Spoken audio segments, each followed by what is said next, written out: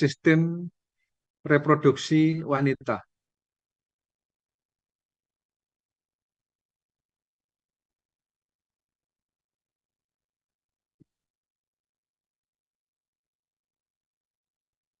Nah, ini Bima Kartika udah hafal gambar seperti ini.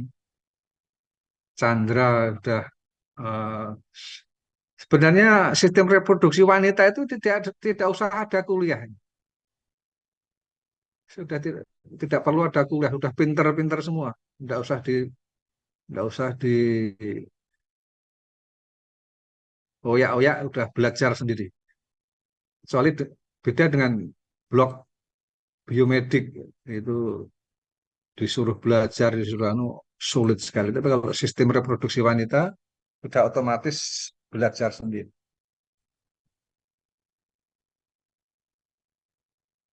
Ini adalah gambar skematis sistem reproduksi wanita. Di sini ada ovarium. Ovarium ada dua, kanan dan kiri. Di sini ada tuba uterina atau vidak atau salping. Ya. Ini ada fimbria. Ini ber- berfungsi untuk menangkap sel telur atau oosit yang mengalami ovulasi. Nah, kita lihat di sini, ya. Ini tidak menempel ya. Jadi ovarium itu tidak menempel pada tuba uterina. Jadi misalnya ini adalah folikel ya. Jadi folikel itu mulai dari folikel primordial, folikel primer, sekunder, jadi folikel graft. Ini folikel graft ini folikel yang matang. Nah, di dalam folikel ini terdapat sel telur. Nah, sel telur itu setiap bulan akan mengalami ovulasi lepas. Jadi dari folikel yang graft, folikel yang matang tadi akan mengalami ovulasi, sel telurnya lepas. Kemana? Itu jatuh ke kavum abdomen. Nah, itu ditangkap oleh fimbria itu. Bisakah sel telur itu jatuh ke kavum abdomen? Misalnya tidak ketangkap, bisa saja. Atau bisa masuk juga lewat yang sebelahnya. Nah, setelah ovulasi, sel telur lepas keluar, sisa-sisa sel folikel ini berkembang menjadi korpus luteum. Nah, jadi tadi ya, jadi dari korpus folikel primordial, folikel primer, folikel sekunder, folikel antral, dan folikel graft, folikel yang matang. Kemudian pada pertengahan bulan itu sel telurnya akan lepas ovulasi.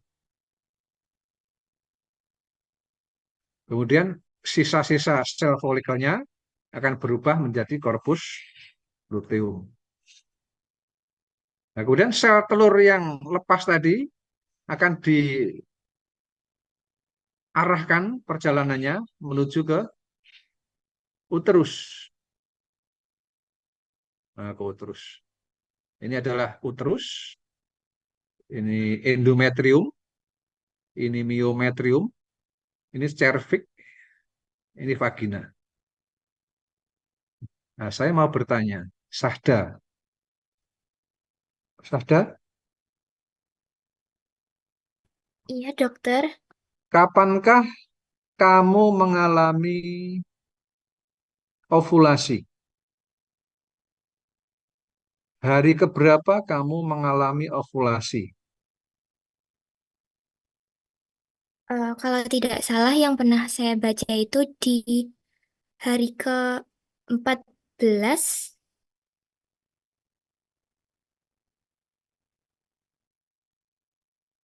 Chandra, mesti mudeng ya.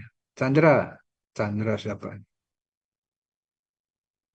Chandra Resa, kapan seorang wanita itu mengalami ovulasi?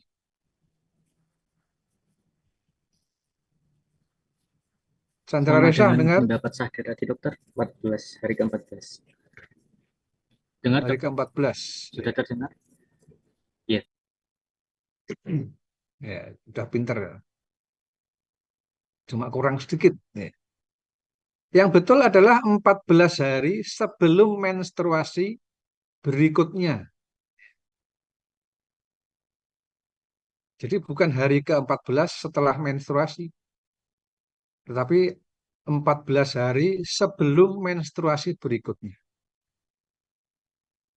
Jadi kalau selfie itu siklusnya 28 hari, jadi tiap 28 hari mendapatkan menstruasi, maka 14 hari sebelum menstruasi berikutnya ya hari ke-14 kan. Tepat hari ke-14. Tapi kalau selfie itu siklusnya 30 hari, ya, jadi tiap 30 hari menstruasi, tiap 30 hari menstruasi, berarti 14 hari sebelum menstruasi berikutnya yaitu hari ke-16.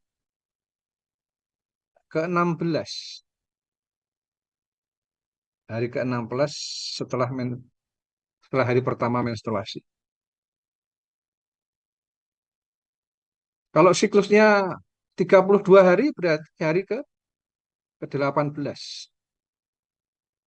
Kalau siklusnya 20 hari, siklusnya 20 hari, tiap 20 hari menstruasi, tiap 20 hari menstruasi. 14 hari sebelum menstruasi berikutnya berarti hari ke-6. Hari ke-6 dia sudah ovulasi.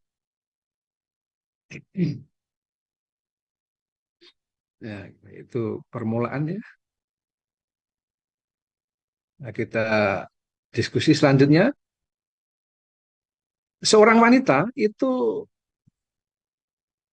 tidak seumur hidupnya ovarium itu berfungsi.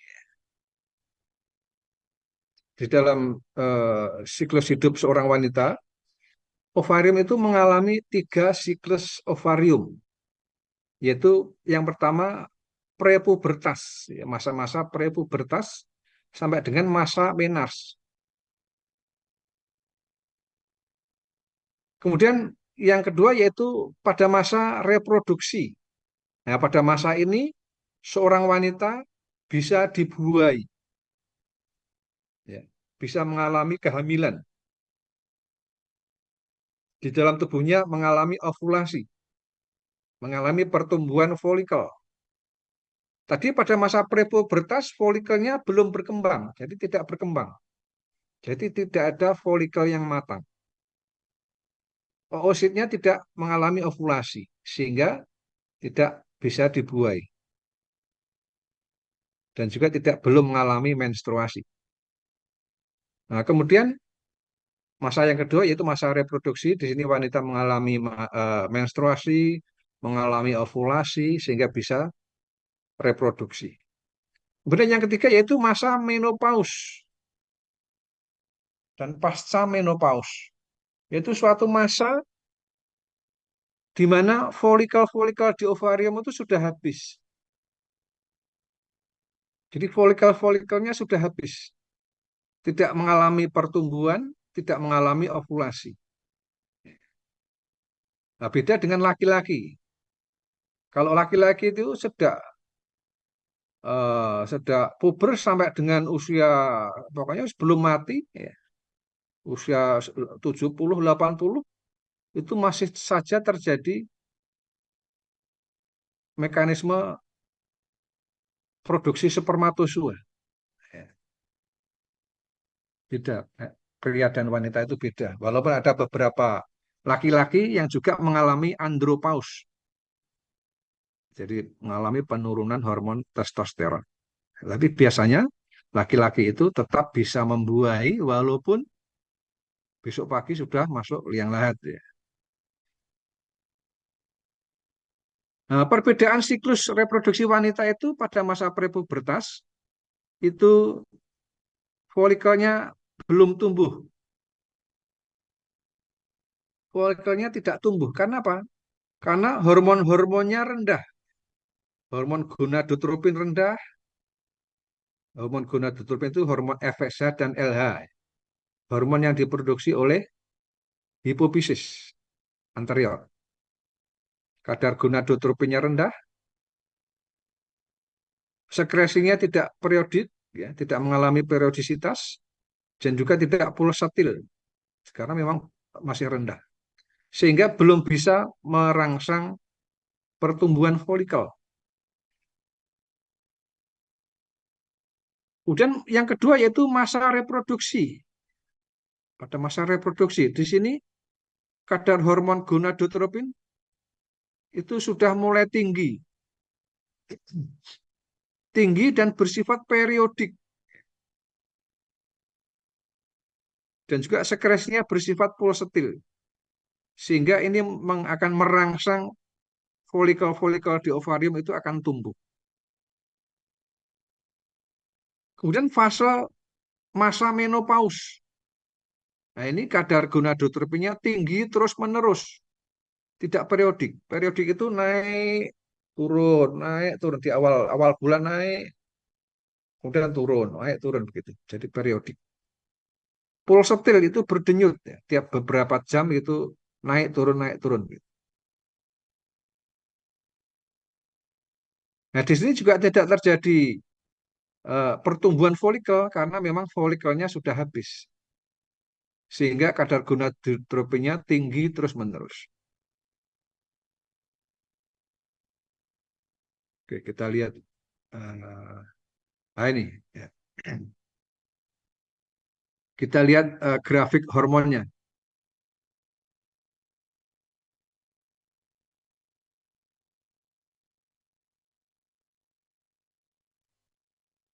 Nah, kita lihat di sini. Gonadotropin yaitu FSH dan LH. FSH dan LH. Kita lihat FSH dan LH itu dalam periodik 1 bulan, hari pertama sampai hari ke-28, ini kebetulan siklusnya 28 hari, itu FSH pada awal bulan pertama, hari-hari awal bulan itu lebih tinggi FSH. Follicle stimulating hormone. Ini FSH-nya tinggi sehingga follicle stimulating hormone. Jadi hormon yang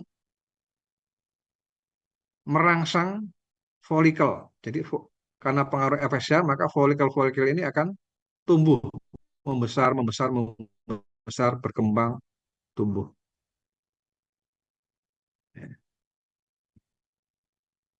Kemudian pada pertengahan menjelang ovulasi, kita lihat di sini hormon LH melonjak, tinggi sehingga menyebabkan folikel ini matang dan mengalami ovulasi. Luteinizing hormon, jadi hormon yang menyebabkan terbentuknya korpus luteum atau hormon yang merangsang terjadinya ovulasi. Nah, kita lihat kemudian sel telurnya lepas, sel-sel yang tinggal menjadi korpus luteum. Nah, kemudian efeknya terhadap hormon yang lain gimana? Kita lihat di sini ada estrogen dan progesteron. Estrogen itu diproduksi di cairan folikel ini. Cairan-cairan folikel ini. Nah, karena folikelnya tumbuh membesar, maka cairan di dalam antrum ini semakin banyak, maka estrogennya semakin meningkat. Nah, puncaknya pertengahan siklus. Kemudian turun. Kita lihat pada pertengahan awal estrogennya lebih tinggi daripada progesteron.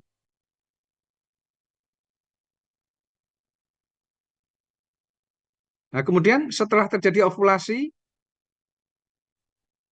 sel-sel sisa folikel menjadi korpus luteum.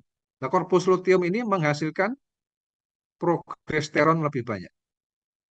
Nah, kita lihat di sini pertengahan kedua siklus ini progesteronnya lebih banyak karena dihasilkan oleh korpus luteum.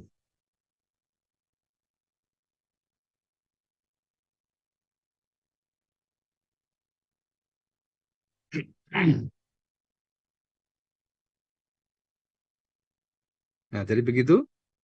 Jadi pada prepubertas kadar gonadotropinnya rendah, tidak mengalami periodik. sehingga belum bisa merangsang folikel. Sedangkan pada masa reproduksi, gonadotropinnya tinggi dan bersifat periodik sehingga merangsang pertumbuhan folikel. Kemudian pada masa menopause, gonadotropinnya tinggi terus-menerus dan tidak bersifat periodik.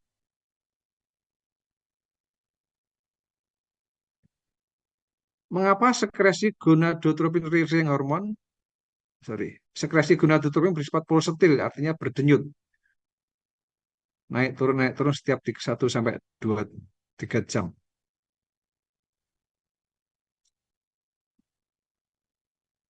Ini terutama pada wanita. Mengapa bersifat periodik? Karena nukleusnya yang menghasilkan gonadotropin releasing hormone di hipotalamus itu ada yang tonik dan siklik. Nah, pada yang wanita itu dominan yang siklik.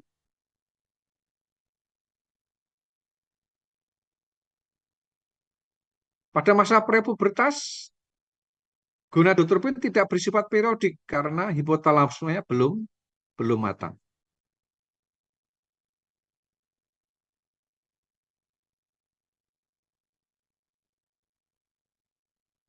Oke, sampai di sini ada pertanyaan? Kalau ada yang belum paham, silakan langsung bertanya ya.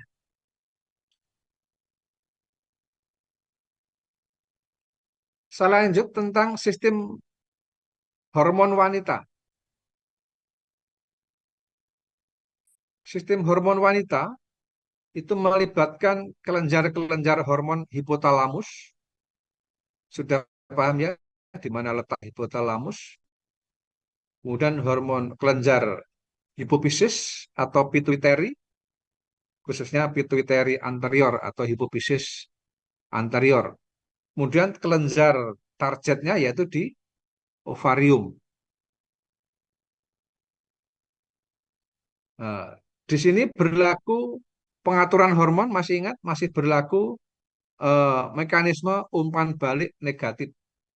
Ya, kemarin sudah kita bahas, kita diskusikan apa mekanisme umpan balik negatif.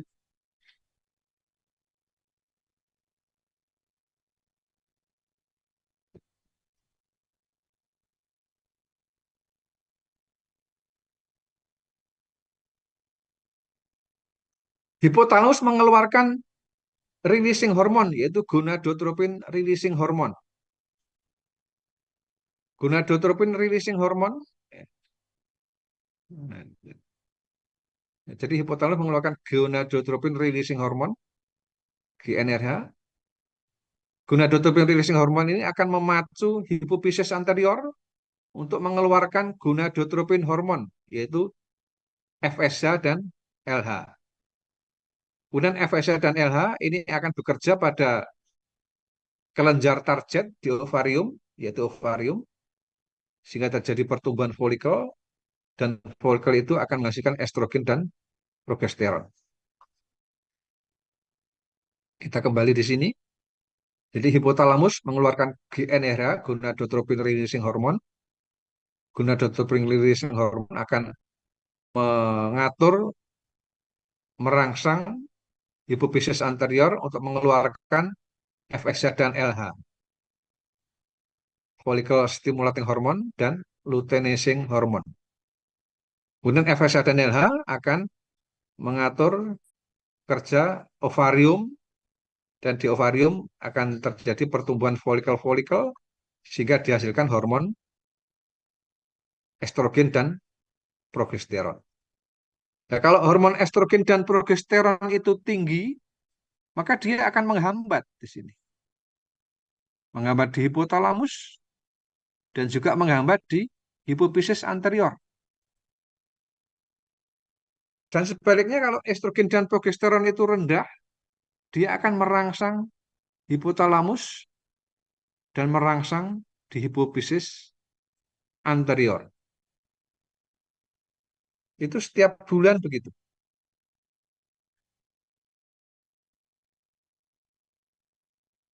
Nah, kita lihat pada grafik ini adalah satu siklus, 1 bulan siklus ya. Ini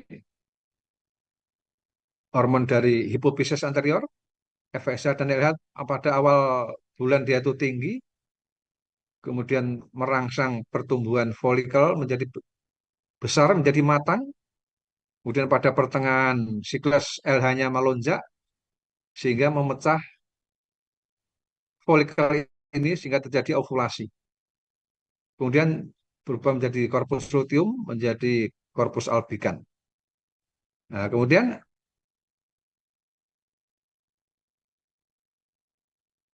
folikel-folikel yang tumbuh berkembang tadi menghasilkan estrogen dan progesteron.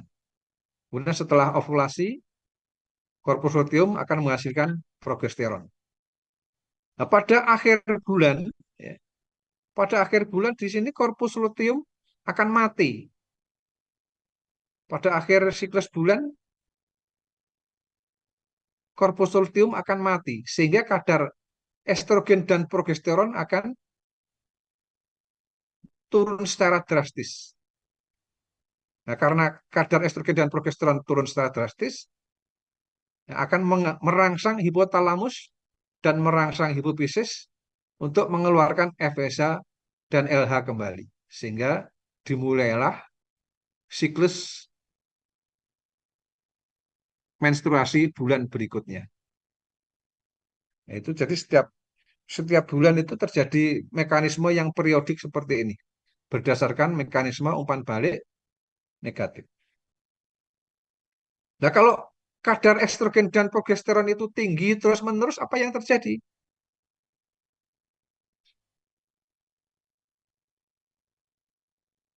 Maka FSH dan LH akan terhambat. Contohnya apa? Contohnya pada mekanisme KB hormonal. Apakah apakah KB pil ataukah KB suntik atau KB susuk. Itu bekerja berdasarkan kerja hormonal. Contohnya pil KB, ya. Kita ambil contoh pil KB. Pil KB itu mengandung estrogen dan progesteron. Tiap hari wanita itu dikasih diminumi pil KB. Sehingga kadar estrogen dan progesteron di sini tinggi terus-menerus. Gitu.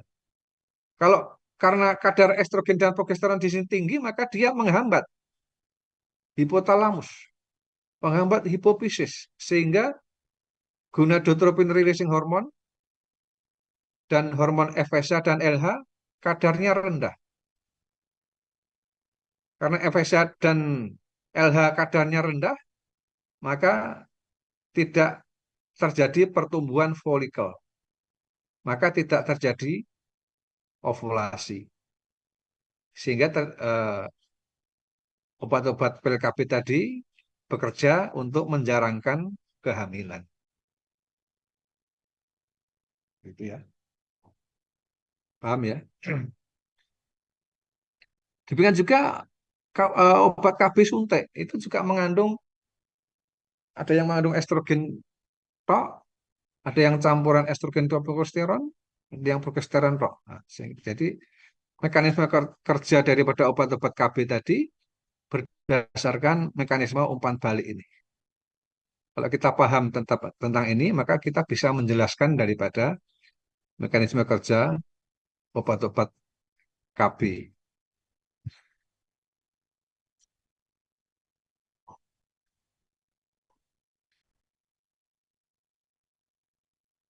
Jadi sistem hormon wanita ada yang dihasilkan di hipotalamus, yaitu gonadotropin releasing hormone, hipofisis anterior, yaitu gonadotropin hormone yang terdiri atas FSH dan LH, kemudian ovarium menghasilkan estrogen dan progesteron.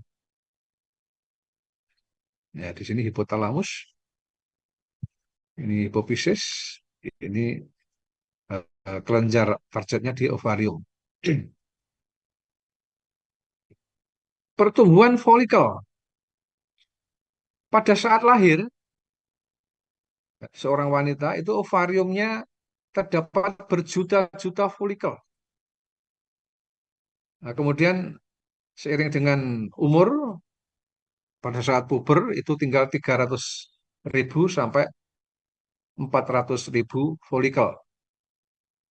Pada saat itu masing-masing ovum dilapisi oleh selapis sel granulosa. Nah, dinamakan folikel primordial.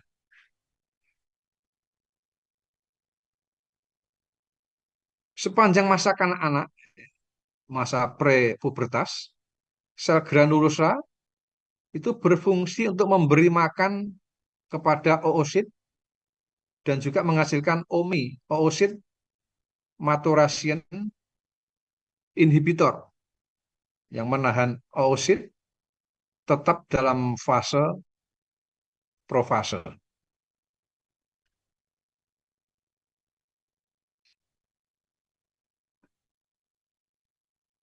Setelah pubertas, karena hormon-hormon dari hipotalamus dan dari hipofisis itu sudah diproduksi, maka atas rangsangan FSH dan LH, itu folikel-folikel itu tumbuh berkembang menjadi folikel primer, folikel antral, folikel vesikuler, kemudian jadi folikel yang matang atau folikel yang graft.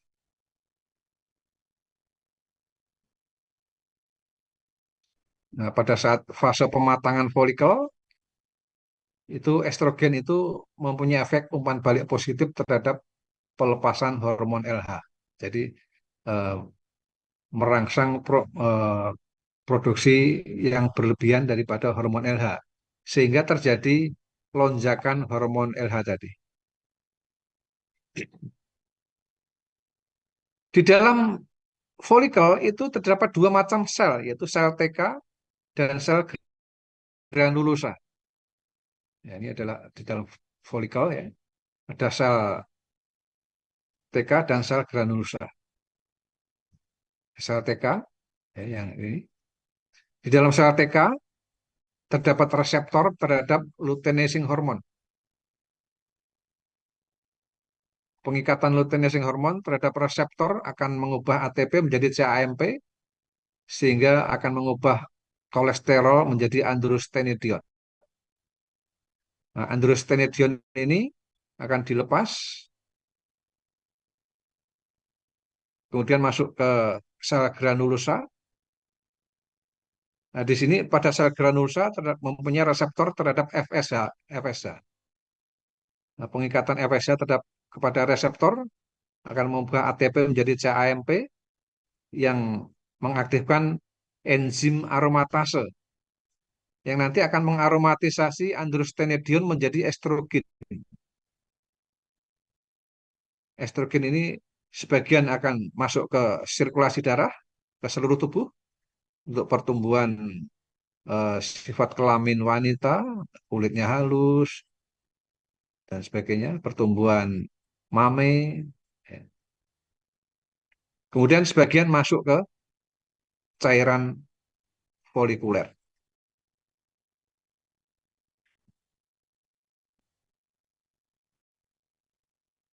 Kemudian sel granulosa juga mensekresi MIH yang merangsang, yang berperan mencegah perkembangan folikel yang terlalu banyak pada saat bersamaan. Jadi mencegah setiap bulan itu ada banyak sekali folikel-folikel yang ikut terangsang, yang ikut tumbuh. Tapi oleh MIH itu dihambat supaya tidak terlalu banyak. Yang nanti pada akhirnya hanya ada satu folikel yang bisa matang menjadi folikel graft.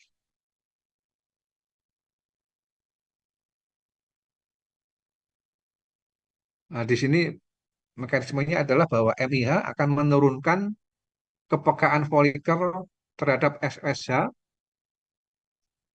sehingga akan mencegah perekrutan folikel primer tambahan saat salah satu kelompok folikel primer sudah berkembang. Jadi mencegah terlalu banyaknya folikel itu berkembang, matang. Ini tahap-tahapan folikel, folikel primordial yaitu oosit primer dengan satu lapis sel folikuler, kemudian tumbuh menjadi folikel primer, kemudian menjadi folikel sekunder dan folikel graft.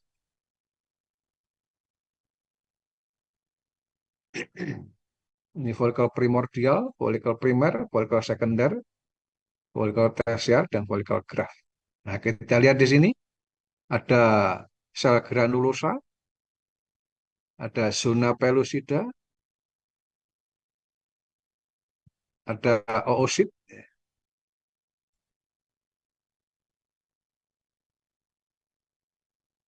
Nah, kemudian pada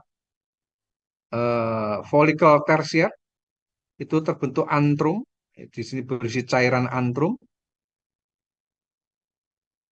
Di dalam cairan antrum itu dihasilkan banyak sekali mengandung estrogen. Di sini adalah oosit, ini nukleusnya, ini zona pellucida.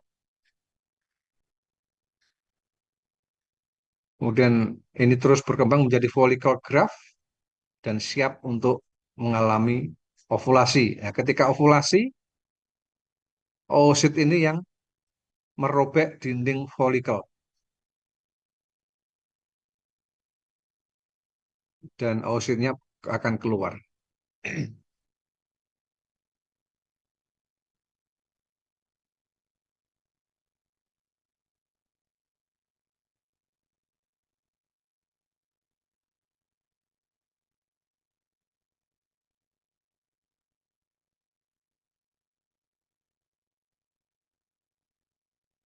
Nah, ini dari oosit primer, sorry, oosit primordial, oosit primer, oosit sekunder, oosit tersier. Nah, ini ada cairan antrum, ini ada oosit, ada nukleus.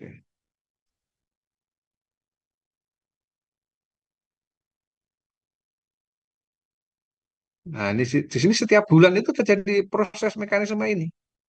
Mulai dari folikel primordial, terus berkembang menjadi folikel graft, folikel yang matang.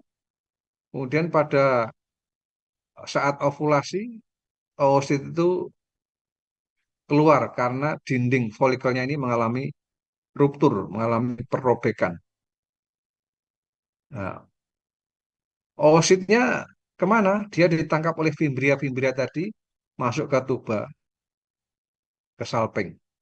Kemudian sisa-sisa sel folikelnya akan berubah menjadi korpus luteum, kemudian menjadi korpus albikan,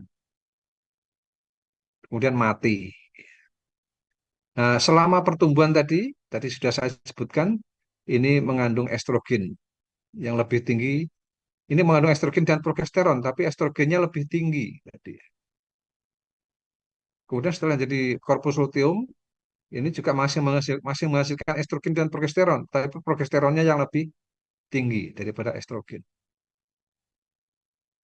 Nah, posisi rupturnya folikel ini juga mempengaruhi kesuburan seorang wanita.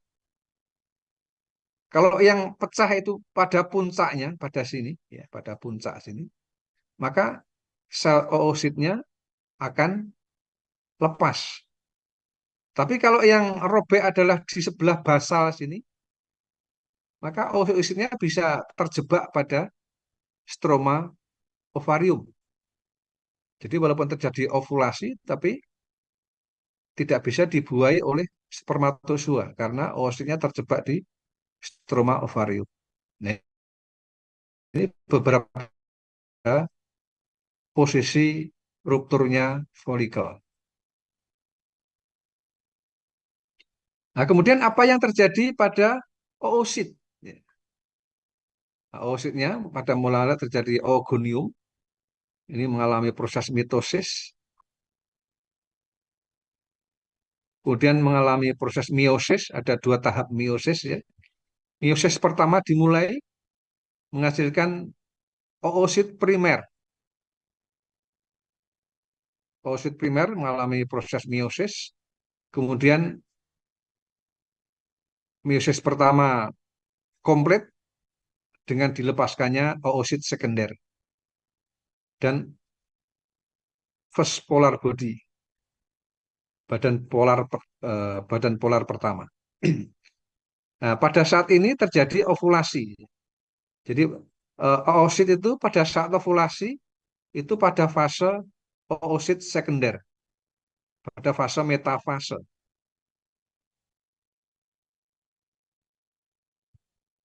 Ya, jadi setelah permulaan meiosis yang kedua, justru terjadi proses ovulasi, sehingga meiosis yang kedua belum selesai. Jadi pada saat ovulasi, meiosis kedua belum selesai. Oosit sekunder dan first polar body. Kemudian meiosis yang kedua itu bagaimana nasibnya? Meiosis kedua akan dilanjutkan kalau terjadi pembuahan oleh spermatozoa. Jadi ketika terjadi pembuahan oosit sekunder oleh spermatozoa, maka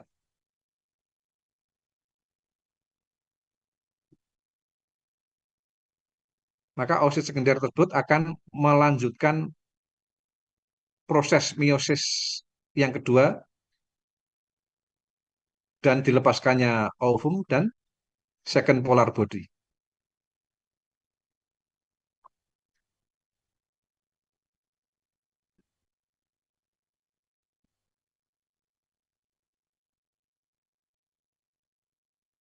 Ya, ini sama ya gambarnya tadi ya.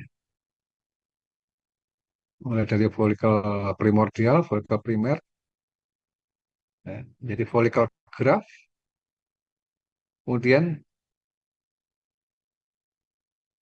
ovulasi, proses ovulasi, kemudian jadi corpus luteum, menjadi corpus albicans dan mati. Hanya ada satu folikel yang mengalami pematangan penuh setiap bulannya. Sedangkan yang lain mengalami atresia. Atresia itu ya tidak tumbuh. Di sini proses atresia penting karena akan memberikan kesempatan pada salah satu folikel untuk tumbuh dan berkembang cukup besar dan untuk berovulasi. Folikel yang matang biasanya mencapai ukuran 1 sampai 1,5 cm.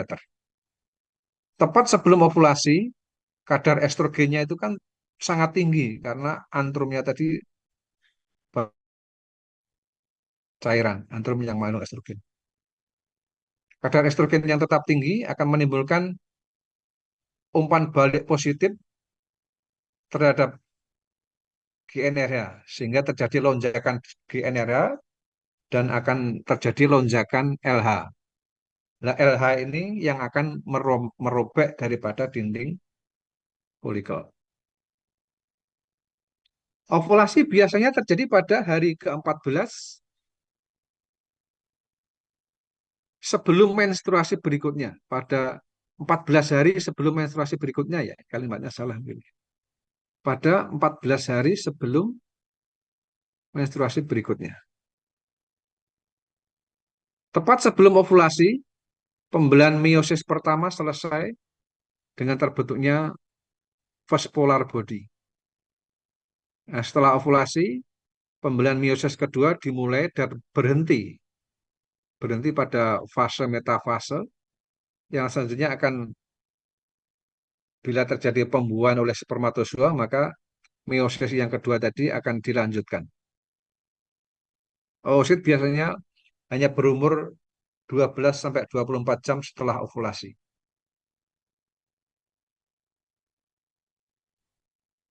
Sampai di sini ada pertanyaan?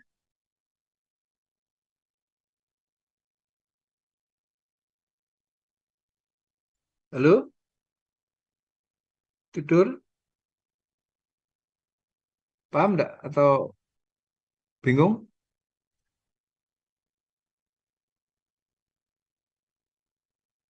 Sahda, ada pertanyaan? Belum ada, dokter. Oke, kita lanjutkan ya. Proses ovulasi. Sampai jam berapa, Dek, ini?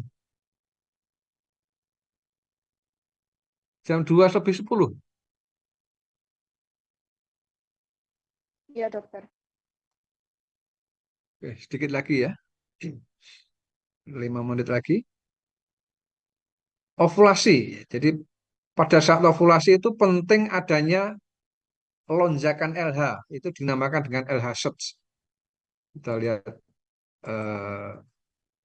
ini grafik perubahan hormonnya.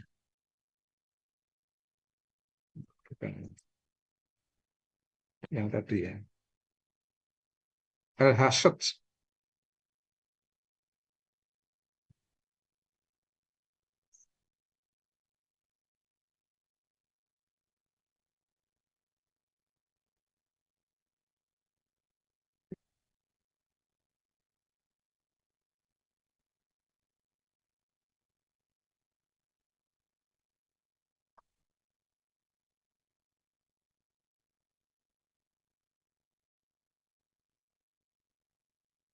Nah, kita lihat di sini. Nah, pada saat ovulasi, ini menjelang ovulasi dulu ya. Ini folikelnya itu besar dan matang. Nah, di sini banyak sekali mengandung estrogen. Nah, estrogen ini mempunyai efek umpan balik terhadap sekresi LH, sehingga LH-nya akan melonjak. Ini dinamakan dengan LH surge. Nah, LH surge itu penting untuk merobek daripada dinding folikel. Nah, apa yang terjadi kalau LH surge ini tidak terjadi? Lonjakan LH tidak terjadi. Maka proses ovulasi akan gagal. Walaupun folikelnya matang, cukup besar, kalau LH tidak melonjak, maka tidak ada yang mencetuskan proses ovulasi tadi. Nah, ini dinamakan dengan LH surge.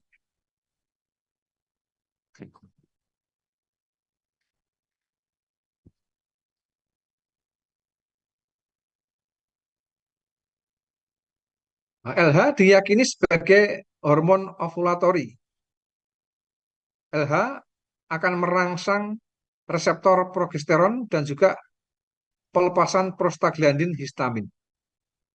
Terutama prostaglandin E dan histamin akan menyebabkan vasodilatasi, menyebabkan peningkatan permeabilitas kapiler, menyebabkan odem, kontraksi otot polos, dan rusaknya serabut-serabut kolagen.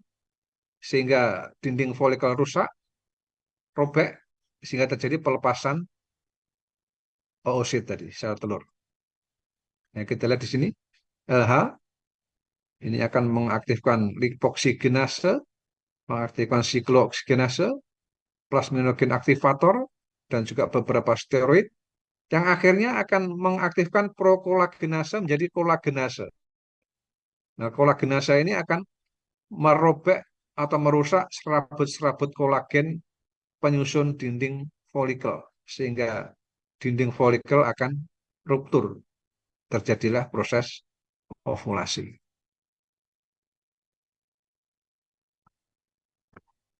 Ovulasi ditandai dengan LH surge yang menginduksi reseptor progesteron dan sikloksigenase 2. Beberapa metabolit COX-2 itu prostaglandin berperan pada proses ovulasi. Sehingga beberapa obat yang menghambat prostaglandin itu bisa mempengaruhi atau menghambat proses ovulasi. Seperti indometasin, itu akan mengurangi jumlah ovulasi karena menghambat enzim-enzim COX-2 ini. Di samping itu proses ovulasi juga ditentukan oleh posisi ruptur folikel. Tadi sudah saya sebutkan. Tidak sampai di sini. Pemeriksaan ovulasi. Ya, yang terakhir, pemeriksaan ovulasi. Jadi, apakah seorang wanita itu pada masa ovulasi atau tidak, itu bisa diperiksa. Yang pertama, pemeriksaan suhu badan basal. Suhu badan basal. Nah, ini. Kita lihat di sini, grafik suhu badan basalnya. Suhu badan basal itu apa? Yaitu suhu badan pagi hari ketika bangun tidur sebelum melakukan aktivitas. Jadi seorang wanita bisa diperiksa ovulasi apa tidak, diperiksa dengan termometer, dimasukkan ke mulut, bawah lidah, pada pagi hari sebelum turun dari tempat tidur. Kita lihat di sini, grafiknya di sini. Hari pertama diperiksa 36,0,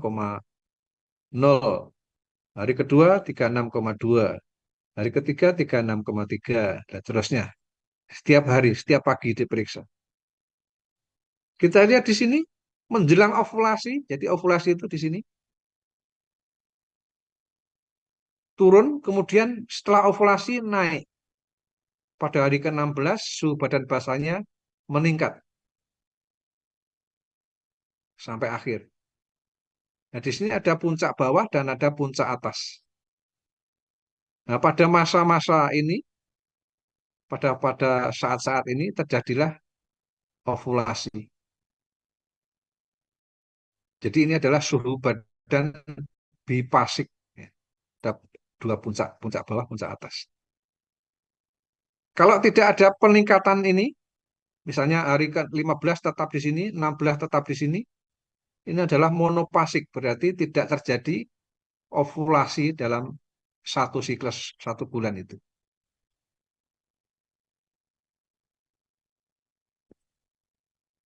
Nah, jadi kalau mahasiswa sekarang ya, ngasih kado pada pacarnya itu bukan bunga, tapi termometer. Iya, Mas Sandra.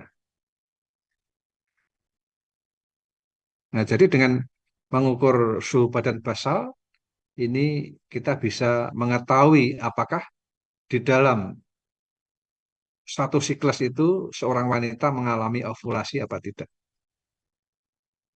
Nah, pada kalau terjadi pola seperti ini, berarti ini adalah saat-saat masa subur itu di sini. Kalau menginginkan anak, berarti hubungan suami istri dilakukan pada saat-saat di sini. Oke, sampai di sini dulu. Ada pertanyaan?